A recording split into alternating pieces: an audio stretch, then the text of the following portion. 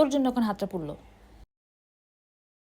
এই মাত্র যে কমেডি রিলটা দেখলেন, এটা আমি সোশ্যাল মিডিয়াতে দেখেছি, কয়েকটা কন্টেন্ট ক্রিয়েটার বানিয়েছে, I don't know the original creator. কাহিনী খুবই টিপিক্যাল।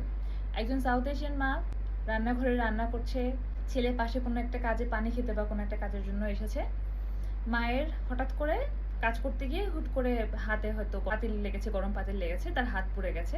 সাথে সাথে সে ঘুরে ছেলেকে একটা চড় মেরে দিল। তো দেখতে তো ফানি লেগেছেই, কারণ আমরা 90s কিডস যারা, তারা এটা খুব রিলেট করতে পারি যে মা যখন কিচেনে কাজ করে তখন তার মেজাজ থাকে তিরিক্ষি, এবং মায়ের হাতে যখন কোনো অ্যাক্সিডেন্ট হয়, মা যখন কোনো ভুল করে, কোনো কিছু ভেঙে ফেলে বা তার হাতে যখন কোনো কিছু নষ্ট হয়, সেইটার ব্লেম তার অন্য কাউকে দিতে হয়। তো এইটা কেন করে মায়েরা, এটা বোঝার জন্য আপনাকে আরেকটা জিনিস বুঝতে হবে।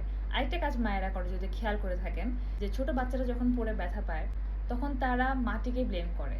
ফ্লোরে পড়ে গেলে ফ্লোরকে ব্লেম করে, যে ফ্লোরকে পিটি লাগাই দিব, ফ্লোর তোমাকে ব্যথা দিচ্ছে।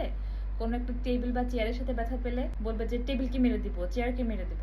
বাচ্চার কান্না থামানোর জন্য এই কথাটা অনেকেই বলেন, এবং এটা খুব আহ্লাদে শোনালেও আপনার ছোট শিশু কিন্তু মজা করা বোঝে না, ওরা সবকিছু সিরিয়াসলি নেয়, এবং আপনার মুখ থেকে বের হওয়া প্রত্যেকটা কথা ওর জন্য একটা শিক্ষা।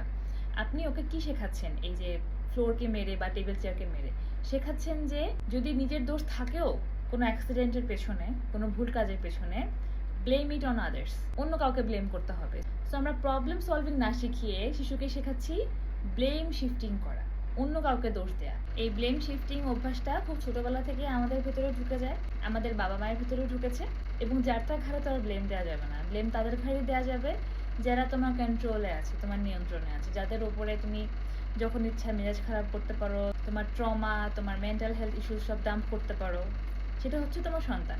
তো সেই কারণে অকারণে মায়েদের মেজাজ খারাপ হলে বা মায়েদের দ্বারা কোনো ভুল হলে সেটার ব্লেম যায় হচ্ছে বাচ্চার উপরে, এবং এটা বাবারাও করে না, যে কোনো প্রবলেম যখন হয় তখন সন্তানের দোষ দিয়ে দেয়া, বা সন্তানের রেজাল্ট যখন খারাপ হয় সেটা মায়ের দোষ, সন্তান যখন বেয়াদবি করে সেটা মায়ের দোষ, যে মা ঠিক মতন সন্তানকে মানুষ করতে পারেনি। তাই আপনার বাচ্চাকে যদি আপনি প্রবলেম সলভিং স্কিল শেখাতে চান ইনস্টেড অফ ব্লেম শিফটিং, তাহলে ছোটবেলা থেকে এটা শেখাতে হবে। বাচ্চা যখন পড়ে যাবে বা কোনো কিছুর সাথে লেগে ব্যথা পাবে, তখন ওই জড় পদার্থকে ব্লেম করা বন্ধ করতে হবে, নাম্বার 1। নাম্বার 2 হচ্ছে বাচ্চা যখন কান্না করে তখন অনেক মুরব্বীরা বলেন যে মার কোলে কান্না করে, মা পচা, মা খাবার দেয় নাই, বাবা পচা। এই ধরনের আহ্লাদি কথাবার্তাগুলো কিন্তু শিশুর মনে বাবা মাকে নিয়ে নেগেটিভ ধারণার জন্ম দেয়। বাচ্চাকে শেখাতে হবে যে অ্যাক্সিডেন্ট ইজ অ্যাক্সিডেন্ট, সেটা হতেই পারে, ওর কোনো ভুলের রেসপন্সিবিলিটি বা লায়াবিলিটি ওকেই নিতে হবে, এবং ভুল শোধরানোর সবসময় সুযোগ আছে। ভুল করে ফেলা মানেই it's not the end of the world. ভুল হয়েই যেতে পারে, অ্যাক্সিডেন্টালি হাত থেকে কোনো কিছু পড়ে ভেঙে যেতে পারে, কোনো দামি জিনিস হারিয়ে যেতে পারে। এটা নিয়ে প্যানিক না করে ঠান্ডা মাথায় কীভাবে জিনিসটাকে হ্যান্ডেল করা যায় সেটা আগে নিজেদেরকে আমাদেরকে শিখতে হবে, আর বাচ্চারা তো আমাদেরকে দেখিয়ে শিখবে।